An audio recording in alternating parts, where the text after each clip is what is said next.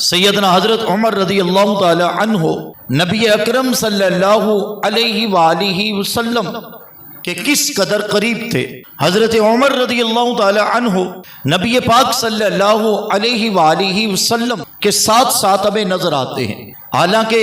باقی صحابہ نے جب ہجرت کی تو چھپ چھپ کے ہجرت کی، لیکن حضرت سیدنا عمر رضی اللہ تعالی عنہ نے جب ہجرت کی تھی تو آپ نے چھپ کر ہجرت نہیں کی، بلکہ علل اعلان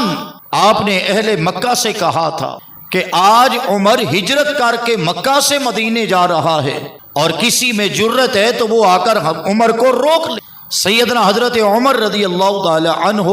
اس شان کے ساتھ مکہ سے ہجرت کر کے مدینہ پاک آئے تھے۔ حضرت سیدنا عمر فاروق رضی اللہ تعالی عنہ خلفائے راشدین میں بھی ہیں، اور عشرہ مبشرہ میں بھی حضرت فاروق اعظم کا نام ہمیں واضح نظر آتا ہے۔ وہ 10 صحابہ جن کو نبی کریم صلی اللہ علیہ وسلم نے اپنی زندگی میں جنت کی بشارت عطا فرمائی، ان صحابہ میں دوسرا نام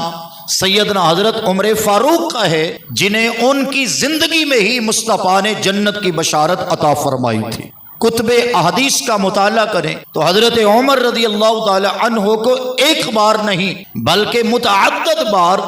نبی پاک صلی اللہ علیہ وسلم نے اس دنیا میں ہی جنت کی بشارت عطا فرمائی۔ امیر المومنین سیدنا حضرت عمر فاروق رضی اللہ تعالی عنہ سیدنا حضرت ابو بکر صدیق رضی اللہ تعالی عنہ کے بعد آپ اس امت کے امیر المومنین خلیفہ ٹھہرے۔ حضرت سیدنا عمر فاروق رضی اللہ تعالی عنہ نے 10 سالہ دور خلافت گزارا ہے، اور آپ کے وہ 10 سالہ خلافت کا جو دور ہے اس کو اگر پڑھیں تو آپ کا سارا دور اللہ تعالیٰ کے حکموں پر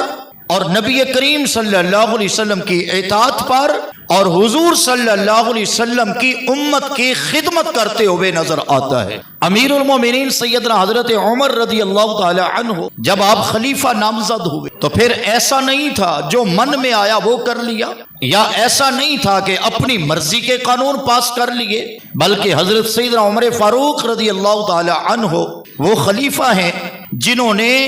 ایک ایک بات کو قرآن و سنت سے لے کر مصطفیٰ کی امت کی آسانی کے لیے بیان فرما دیا۔ سیدنا حضرت عمر رضی اللہ تعالی عنہ وہ خلیفہ ہیں جو دن کے وقت بھی اس امت کی مصروفیت میں نظر آتے ہیں، اور رات کی تنہائیوں میں بھی نکل کر مصطفیٰ کی امت کا پہرا دیتے نظر آتے ہیں۔ امیر المومنین سیدنا حضرت عمر فاروق رضی اللہ تعالی عنہ سارا دن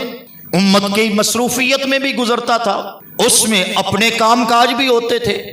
اور رات جب چھا جاتی اور لوگ اپنے اپنے گھروں میں جا کر محو آرام ہو جاتے تو وقت کا یہ خلیفہ امیر المومنین سیدنا حضرت عمر رضی اللہ تعالی عنہ رات کی تاریکی میں شہر مدینہ کی گلیوں میں آ کر پہرا دیتے، اور اس بات کا پورا خیال رکھا جاتا تھا کہ حضرت عمر کے دور میں مصطفیٰ کریم کی امت سے کوئی بھوکا نہ سو جائے، اس قدر آپ پہرا دیتے تھے۔ ایک مرتبہ حضرت عمر رضی اللہ تعالی عنہ شہر مدینہ کی گلیوں میں رات کے وقت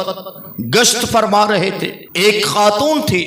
جو رات کے وقت اپنے کام کاج میں لگی ہے، اور اس کی زبان پر کچھ ایسے اشعار تھے کہ جن سے حضور صلی اللہ علیہ وسلم کا دور یاد آ گیا تھا، اور حضور علیہ السلام کے مبارک دور کی خوشبو آ رہی تھی۔ تو سیدنا حضرت عمر رضی اللہ تعالی عنہ وہاں پہ رک گئے، اور حضور علیہ السلام کے مبارک دور کو یاد کر اتنا روئے کہ آپ کے آنسوؤں سے داڑھی مبارک تر ہو گئی، اور آپ فرمانے لگے کیا یہ خوبصورت عورتیں ہیں جو گھروں میں کام کاج کرتے ہوئے بھی پیارے محبوب کی عظمت کے ترانے پڑھ رہی ہے۔ سیدنا حضرت عمر رضی اللہ تعالی عنہ آپ فرمایا کرتے تھے،